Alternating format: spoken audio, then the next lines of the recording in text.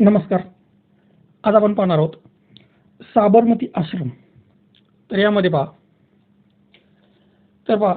साबरमती आश्रम तर अलीकडेच दांडी यात्रेला 94व्या वर्धापनानिमित्त भारताच्या पंतप्रधानांनी अहमदाबादमध्ये असलेल्या साबरमती आश्रम पुनर्विकास प्रकल्पाची पायाभरणी केली. साबरमती आश्रम पुनर्विकास प्रकल्प हा महात्मा गांधींनी स्थापन केलेल्या मूळ साबरमती आश्रम पुनर्संचयित, संवर्धन आणि पुनर्बांधणीसाठी जवळजवळ 1200 कोटींचा हा उपक्रम आहे, प्रकल्प आहे. आता या साबरमती आश्रमाची नक्की स्थापना कधी झाली? तर महात्मा गांधींनी 1917 मध्ये स्थापन केलेला हा साबरमती आश्रम अहमदाबाद जवळील जुना वडज गावाजवळ साबरमती नदीच्या पश्चिमेला वसलेला आहे. गांधींनी त्यांच्या हयातीमध्ये 5 वसाहती उभारल्या. त्यांनी 5 वसाहती उभारल्या. त्याच्यापैकी 2 वसाहती ह्या त्यांनी दक्षिण आफ्रिकेमध्ये उभारल्या.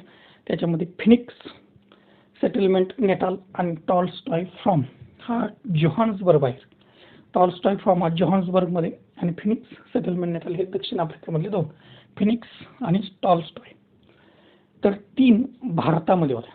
या 5 वसाहतींपैकी 2 दक्षिण आफ्रिकेमध्ये तर 3 भारतामध्ये होत्या. दक्षिण आफ्रिकेमधून परतल्यानंतर गांधीजींनी 25 मे 1915 रोजी अहमदाबादच्या कोचरब परिसरामध्ये गांधींचा पहिला आश्रम स्थापन करण्यात आला.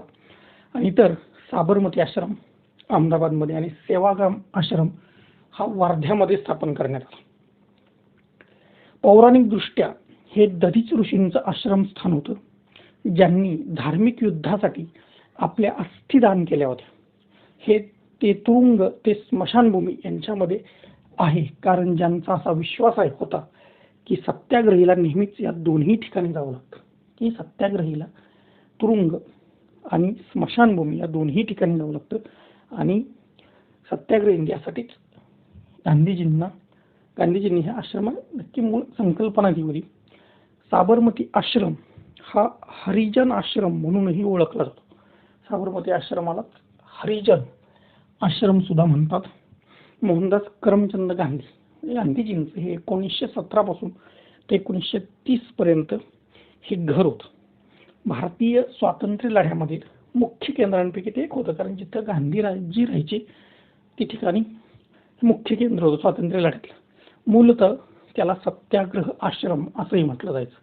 म्हणजे साबरमती आश्रम, सत्याग्रह आश्रम आणि हरिजन आश्रम तिन्ही साबरमती आश्रमाला असं म्हटलं जायचं. सत्याचा शोध सुरू ठेवणारी संस्था आणि अहिंसेच्या वचनबद्ध असलेल्या कामगारांच्या गटाला एकत्र आणण्यासाठी एक व्यासपीठ म्हणून हे आश्रम काम करत होतं.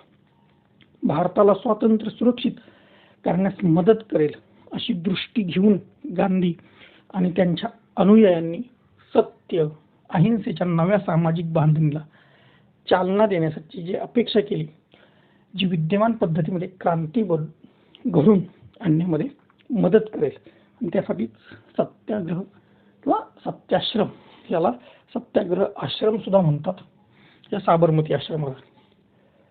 आश्रमात असताना गांधीजींनी स्वयंपूर्णतेसाठी प्रयत्नांना पुढे नेण्यासाठी अंग मेहनतीची कामं, शेती, साक्षरतेवर लक्ष केंद्रित करणारी शाळा स्थापन केली. 22 जुलै 1933 रोजी आश्रम बरखास्त करण्याचा निर्णय घेतला होता. 22 जुलै 1933, जो अनेक स्वातंत्र्य सैनिकांच्या अटकेनंतर त्या ठाम जागा बनला आणि नंतर काही स्थानिक नागरिकांनी तो संरक्षित करून ठेवला. 12 मार्च 1930 रोजी गांधीजींनी शपथ घेतली की भारताला स्वातंत्र्य मिळेपर्यंत मी आश्रमात परतणार नाही, साबरमती आश्रमामध्ये मी परतणार नाही. 12 मार्च 1930 गांधीजी त्यातून बाहेर पडले आणि दांडी मार्चला सुरू झाली. 15 ऑगस्ट 1947 भारत स्वतंत्र झाला. भारत स्वतंत्र राष्ट्र घोषित झाला. परंतु लगेचच 1948 मध्ये गांधीजींची हत्या झाल्याने गांधीजी पुन्हा परत कधीही साबरमती आश्रमामध्ये जाऊ शकले नाहीत. जे 12 मार्च 1930ला साबरमती आश्रमातून बाहेर पडले होते. सध्या साबरमती आश्रम हे प्रिझर्वेशन अँड मेमोरियल ट्रस्ट द्वारे व्यवस्थापित केलं जातं. आजही ते साबरमती आश्रमाचं एक ट्रस्ट बनवलंय आणि त्याद्वारे हे व्यवस्थापित करण्याचं काम केलं जातं.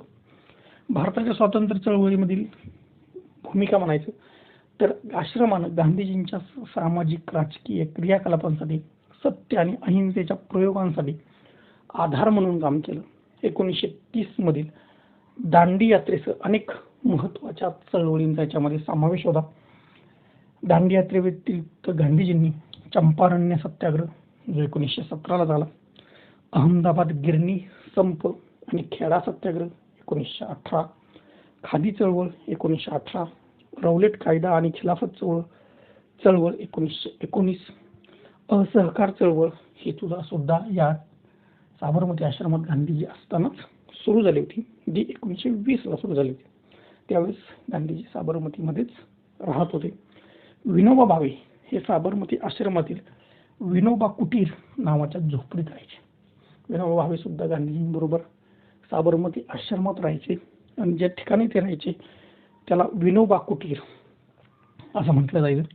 वास्तुशास्त्री आणि तात्विक महत्त्व या साबरमती आश्रमात सांगायचं झालं तर साधेपणा, स्वयंपूर्णता आणि सांप्रदायिक राहणीमान यांना मूर्त स्वरूप देत गांधीजींनी आश्रमाची रचना स्वतः केली होती. दांडी मार्च. भारतात मीठ बनवण्याची परंपरा ही प्राचीन काळापासून आहे. प्रामुख्याने शेतकरी, ज्यांना अनेकदा मीठ शेतकरी सुद्धा संबोधले जातं, कालांतरानं मीठ ही एक व्यावसायिक वस्तू बनली आणि ब्रिटिशांनी मिठांवरच कर लादला. त्यामुळे ते वसाहतीचं शोषणाचं प्रतीक बनलं. महात्मा गांधींनी मिठावरील कर हा विशेषतः जाचक उपाय म्हणून ओळखला आणि ब्रिटिश राजवटीविरुद्ध अहिंसक आंदोलनात जनतेला एकत्रित करण्याची संधी म्हणून महात्मा गांधींनी याकडे पाहिलं. 2 मार्च 1930 रोजी महात्मा गांधींनी भारताचे व्हाईसरॉय लॉर्ड आयर्विन यांना पत्र लिहून सविनय कायदेभंग म्हणून मिठाचा कायदा मोडण्याचा हेतू सांगितला होता. दांडी मार्च, ज्याला मिठाचा सत्याग्रह किंवा मीठ मार्च म्हणूनही ओळखलं जातं, हा ब्रिटिश वसाहतवादी राजकारणापासून देशाच्या स्वातंत्र्य लढ्यात महत्त्वपूर्ण क्षण होता. दांडी मार्च हा 12 मार्च 1930 रोजी अहमदाबादतील साबरमती आश्रमापासून सुरू झाला. त्यावेळेस गांधीजींनी फायनल करून टाकलं की पुन्हा भारताला स्वातंत्र्य मिळेल पर्यंत मी काय परत आश्रमात येणार नाही आणि शेवटी ते साबरमती आश्रमात पुन्हा जाऊ शकले नाहीत. हा मार्च सुरू झाला त्याने महात्मा गांधींच्या नेतृत्वाखाली 24 दिवस चाललेला हा मार्च होता. ही पदयात्रा होती. 4 जिल्ह्यांमधून 48 गावांमधून ही यात्रा गेली. 6 एप्रिल 1930 रोजी गांधींनी दांडीच्या किनाऱ्यावर मुठभर मीठ उचलून प्रतिकात्मकपणे मिठाचा कायदा मोडला आणि ब्रिटिश मिठाच्या मक्तेदारी विरुद्ध सविनय कायदेभंगाची चळवळ सुरू झाली. गांधीजींनी प्रतिकात्मक कारणास्तव मीठ कायद्याचे सामूहिक उल्लंघन सुरू करण्यासाठी 6 एप्रिलचीच निवड केली, कारण हा राष्ट्रीय सप्ताहातील पहिला दिवस होता. 6 एप्रिल 1919 मध्ये जो सुरू झाला, जेव्हा गांधीजींनी रौलट कायद्याविरोधात राष्ट्रीय हडताळ ही एक योजना तयार केली. त्यामुळे 6 एप्रिल हा दिवस गांधीजींनी मीठ कायदा किंवा ओढण्यासाठी निवडलेला आपल्याला दिसून येतो. धन्यवाद.